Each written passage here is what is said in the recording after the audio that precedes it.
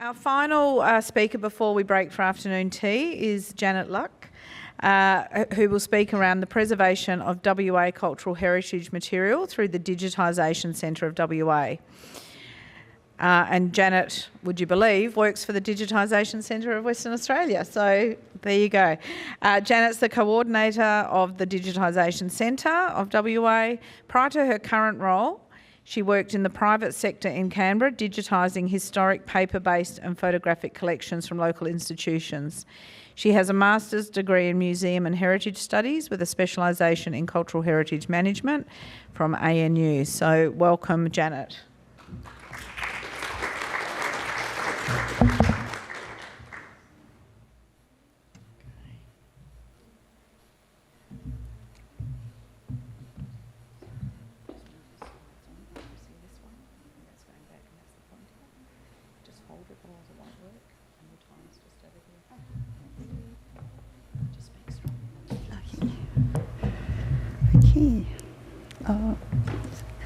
Hello everyone, my name is Janet and I'm very happy to represent DCWA in this conference, and thank you for the introduction. And before I start, I would like to acknowledge the Whadjuk Noongar people as the custodians and traditional owners of the lands on which the Digitisation Centre of WA is located, and I pay respect to the Aboriginal and Torres Strait Islander members in our community.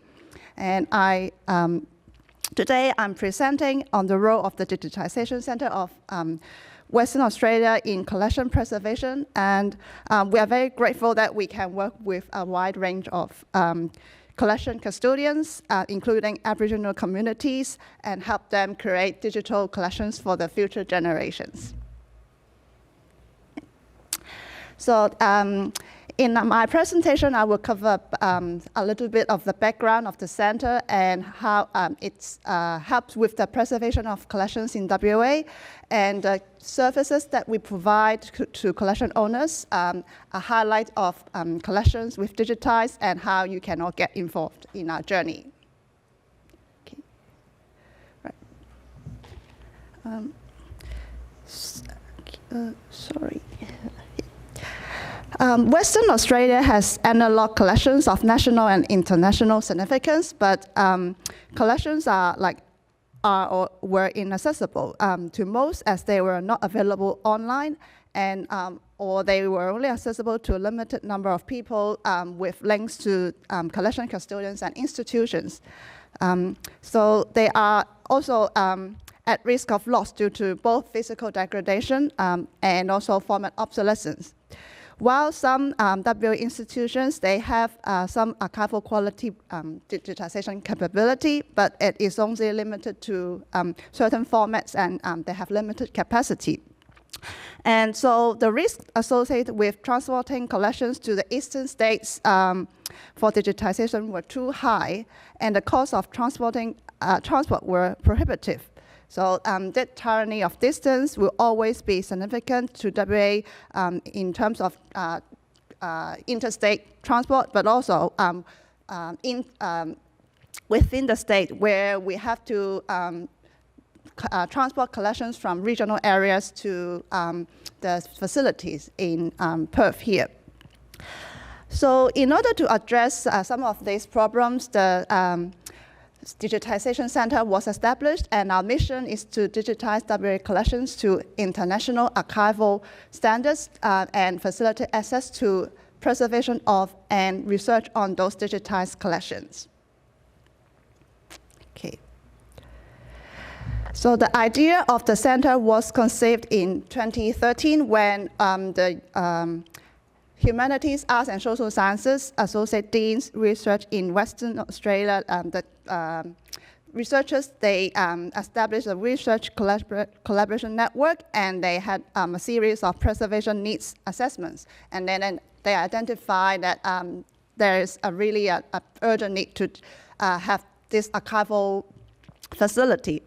And then they have developed an expression of interest, which became a successful application of the ARC LEAF grant to develop this center. So it took us 3 years to do testing with various collections from the partners, and then we officially launched in 2022. So since 2023, we have been building up our capacity, and then we continue digitizing collections from the leaf partners, but also like local collecting organizations. And then in the middle of 2023, we began to process the first tranche of Aboriginal Language Center collections as part of the Linkage Grant Life After Digitization project. And this project will go on until 2026 to 2027. And then last year, the steering committee members and the governance board members, they gathered and they had a strategic planning day. And then subsequently, we have started to develop another LEAF application for the expansion of the center to include services like scanning of 3D objects, large format paper-based objects, and also microform collections. So over the years, we have improved our workflows and equipment, and we continue to engage community members through the DCWA Community Advisory Group in our governance structure, as well as in professional events and DCWA symposiums. Our facility is spread across 2 locations. So our main digitization lab is in the University of Western Australia, Barry J. Marshall Library. And then we have access to the audio studios in the State Library for audio digitization. So in our main lab, we have a dispatch area. So it's also the storage location where for collections prior to digitization, and then also after they're being captured and await collection. And then in the main lab, we have equipment to capture various paper-based formats like bound volumes, photographic material, and maps and plans up to A1 size. And then we also do audiovisual digitization, and then we capture acetate film reels, various formats of video cassettes, and also optical media like CDs, DVDs, and floppy disks. Okay. So in the middle, we are capturing booklets using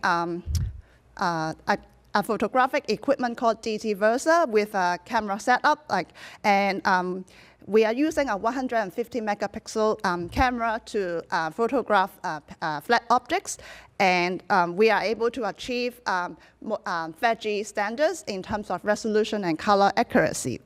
And then we are also using a photographic setup for slides and negatives, and we have recently acquired a V-Cradle system for test-based bound volumes. We have bulk scanning for standard documents and archival records. And then at the bottom, you see we have a lot of video players for analog magnetic media, and also in the audio studios, we have equipment for various analog audio formats.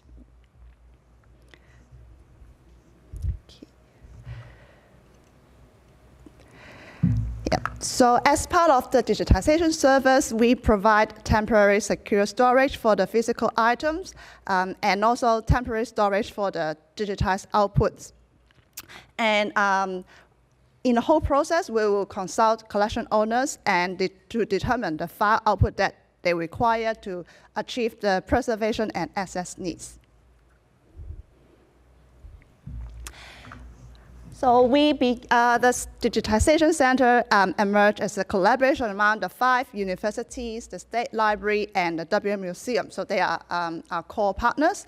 But over the years, we have provided services to various local governments and cultural organizations. So they are not only from metropolitan Perth, but they are also from different regional areas in WA.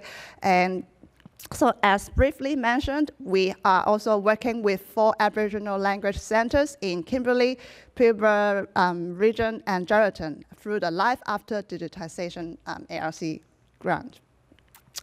in the next couple of slides, I'm going to talk more about the collections we've digitized. So our digital transition at first, equipment is the most busier workstation because the majority of collection custodians are after paper-based flat objects digitization. So with this equipment, we were able to digitize picture books and artwork produced by the Australian Literature Production Centre. So these books, written in Nyangumata, are not only significant in terms of capturing the pivotal moments of Pilbara's history and the stories of the Pilbara pastoral workers and their descendants, but it has become a valuable resource for passing on the Aboriginal language to future generations and preserving their heritage. So there was an exhibition done in John Curtin Gallery last year, but after the conclusion of the Australian Mob exhibition, the books and artwork, they are available for research and study on UWA Collected. So if you are interested, you can go to the Collected website and scan the QR code and to learn more about this collection.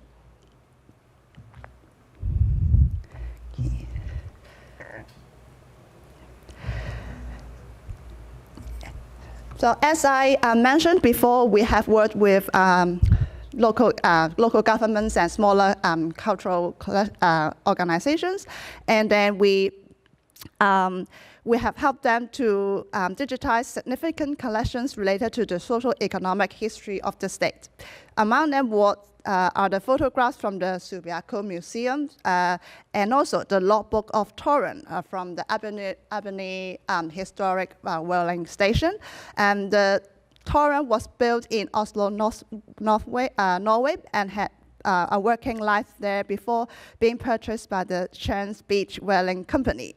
It was then sold to Albany by most Norwegian crew. So it's a piece of significant, it's a significant collection in terms of the Australian maritime history, and we are very happy that we are able to assist in the digitization process. And now these two collections are on Collections WA. If you are interested, you can also go to the website and learn more about the history of those items. Yep, so we have a laser graphic scan station film scanner, which can handle films with vinegar syndrome, and also we can also do a digital restoration and scan the films up to 4K resolution.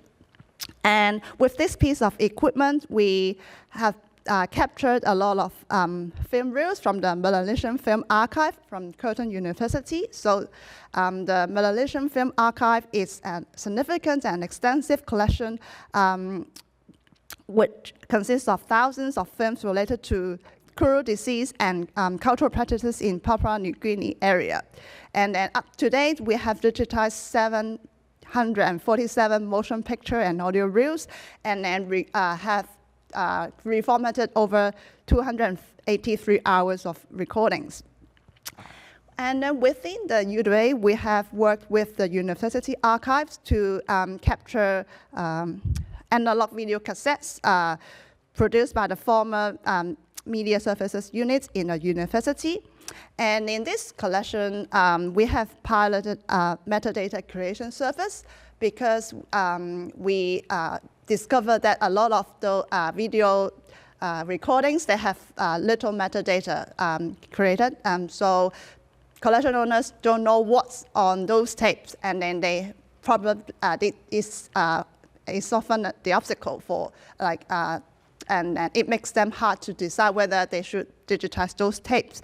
But because analog magnetic media like this format will become obsolete, so in some time in the future, we won't have the players to view those tapes. So we decide to capture those tapes regardless for content discovery's sake.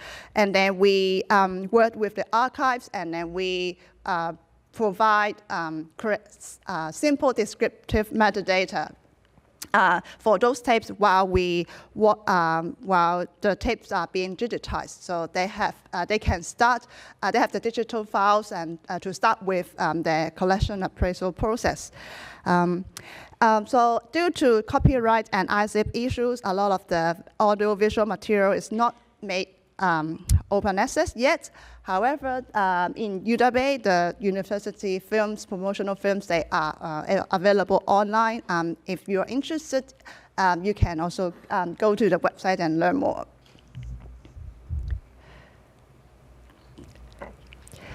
So in the State Library, we have equipment to digitize audio reel-to-reels as well as audio cassettes and other magnetic media formats.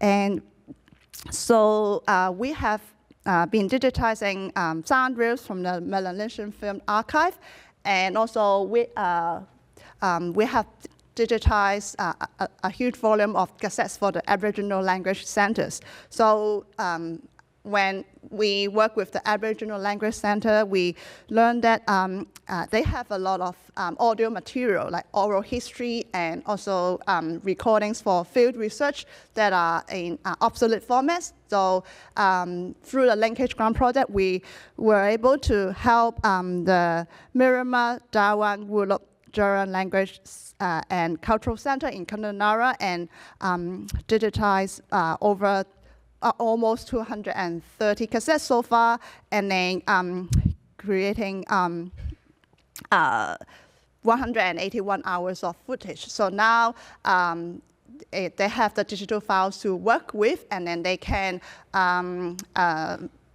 listen to those recordings and then also share the recordings with the community members.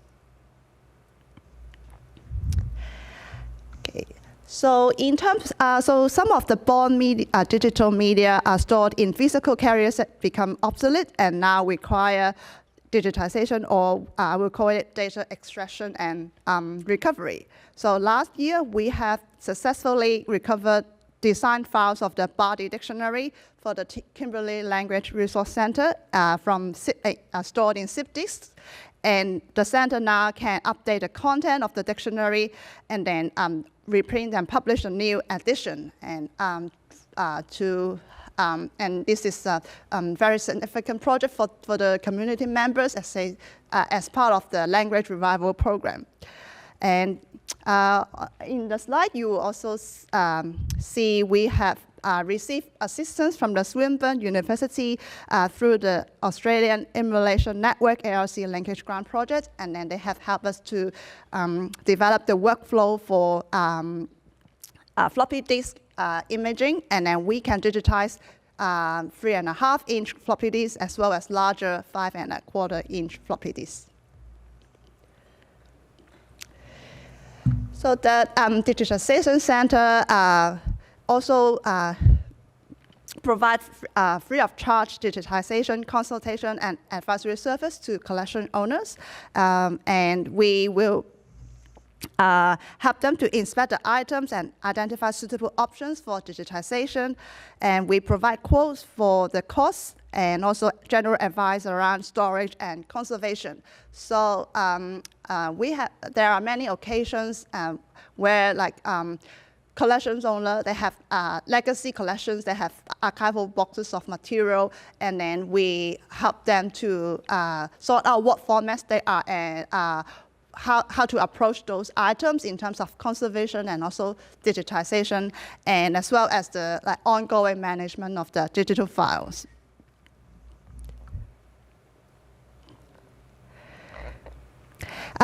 This is the business model of the Digitisation Center. The first year of operation was funded from the ARC LIFT grant, and also we have direct contribution from the unis, the State Library, and the WM Museum. But subsequently, the center has developed a funding model based on subscription. So the organizations, they can become member, and then with their annual contribution, it will translate into number of hours of work we can undertake for that organization. And so, but we understand that the collection owners that have varying needs. So we also provide project by project based service, and then but they will be charged on an hourly basis. So we have the local governments and non-profit organizations, we will charge them associate rate, and then for commercial and private individuals, we will charge them external rate. But the service we provide for them is we digitize to international archival standard to all collection owners. Okay, so this concludes my presentation, and let's work together to make preservation happen. And this is our contact details, and we welcome you to come to talk to us about your digitization project and how we can help with planning of the capture and also like digital preservation, and we provide like digitization cost estimates to support grant funding applications. Thank you.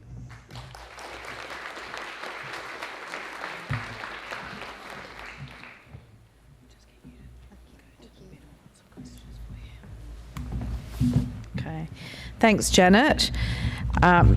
Unsurprising, there are some questions. So the first question is, digitisation of local government library, heritage and history collections is so important as the storage facilities are reaching capacity. So what funding opportunities are there for local government to access in order to make use of your centre's services? We work with peak bodies like AMAGA and AICCM to like understand what like grants are available for talent owners, and also we have had like initial conversations with AMAGA and talking, and also Australian Society of Archivists, and discussing whether as peak bodies they can become a member of the centre, and then they oversee like digitization projects of their members and affiliated organizations. So we are discussing different options to support small organizations and individuals. Great, thank you. And the funding model, I think or the business model came up earlier as well, so I'm sure you can have a chat with Janet around that also. Another question is around, can you share how you choose what formats to store your digital assets in? We will recommend collection owners to consider like cloud storage, and because it's reliable, but I understand that the cost will be expensive to some organizations, but if they can't do cloud storage options, and then we will suggest they have hard drives, and then also they have multiple backups, so in different locations. So yeah, we will we advise like we talk to them to understand their situation, and it will be a case-by-case basis. Yeah. Terrific, thank you. Does anyone in the room have a question? We can run the mic to you. No? Okay, great.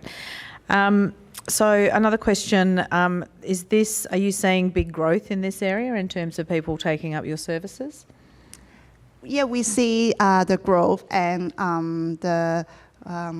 I think after some trial, like collection owners start to like understand and enjoy the benefits of having the digital collections available. But during this process, we have this found out that planning before digitization and after is important. That's why we will advise them how they should prepare their collections for digitization, and it's also it's also good practice to like because even though the digitization, the capture like happens later, but you have to prepare your collections anyway to make sure they're in a reasonable condition, like for generations to enjoy. And then there's also work around creating metadata and understanding what can be made open access later. So it will take some time to plan ahead, and then we will, when like collection owner approach us, and then we will talk through the whole process, not just about the digital capture. Yeah. Great, thank you. Any final questions? No, perfect. Thank you so much, Janet. Thank you.